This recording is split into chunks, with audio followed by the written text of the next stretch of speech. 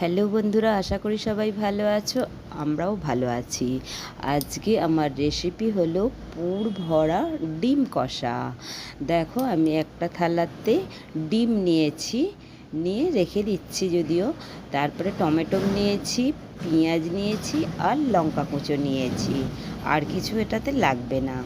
ডিমগুলো আমি ভালো করে সিদ্ধ করে নিয়েছিলাম প্রথমে। আচ্ছা, এই বাটিতে আমি ময়দা নিয়েছি, কর্নফ্লাওয়ার নিয়েছি, নুন নিয়েছি, লঙ্কা গুঁড়ো নিয়েছি, ভালো করে মেখে রেখে দিয়েছি। ডিমটা সিদ্ধই করে নিয়েছিলাম, আমি কুসুমগুলো বার করে নিয়েছি। দেখো, কুসুমগুলো ভালো করে আমি মেখে নিচ্ছি। তাতে পেঁয়াজ কুচো দিয়েছি, লঙ্কা কুচো দিয়েছি আর নুন দিয়েছি। দিয়ে ভালো করে ডিমের যে বাইরের অংশটা ছিল তার ভিতরেই আবার কুসুমটা যেটা মেখেছি সেইটা দিয়েই ভালো করে চেপে চেপে দিয়ে দিচ্ছি। দেখো, আমার সবগুলোতেই প্রায় দেয়া হয়ে গেছে। এরপরে আমি যে ব্যাটারটা বানিয়েছিলাম সেই ব্যাটারটা কড়ায় তেল বসিয়েছিলাম, গরম হয়ে গেছে, তেলেও সবগুলো ব্যাটার দিয়ে দিলাম। দিয়ে আমি কিন্তু ডিমগুলো ভালো করে ভেজে নিচ্ছি। দেখো, ভেজে আমি তুলে নিয়েছি।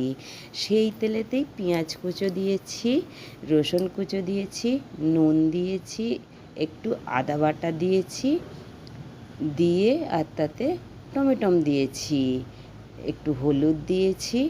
হলুদ দিয়েও আমি কষে নিয়েছি ভালো করে। তারপর লঙ্কা গুঁড়ো দিয়েছি, নুন দিয়েছি, দিয়ে আর একটু নেড়ে নিয়ে জল দিয়েছি। এইবার কিন্তু আমি এটাকে ভালো করে ফুটতে দেবো, তাই চাপা দিয়েছি। দেখো, ভালো করে যখন ফুটে উঠেছে আমি তখন ঢাকাটা নামিয়ে ডিমগুলো দিয়ে দিয়েছি। কিন্তু ডিমগুলো দিয়েও ভালো করে যে আমি গ্রেভিটা তৈরি করছি, গ্রেভিটা ভালো করে ডিমের উপর দিয়ে দিতে হবে, যাতে সব ডিমগুলোর ভিতরে এই গ্রেভিটা ঢোকে। এরপর আমি উপর থেকে দেখো সব ডিমগুলোর উপরে ঘি ছড়িয়ে দিচ্ছি। ঘিটা কিন্তু চতুর্দিকেই দিয়ে দিতে হবে এরমভাবে। দিয়ে তার উপর থেকে আমি গরম মশলা দিয়ে দিয়েছিলাম। আমার রেসিপিটা দেখো হয়ে গেছে। তোমরাও কিন্তু এইরমভাবেই রেসিপিটা বানাবে, দেখবে খুব সুন্দর লাগে খেতে। শুধু ভাত হলেই খাওয়া হয়ে যাবে, আর কিছু লাগবে না।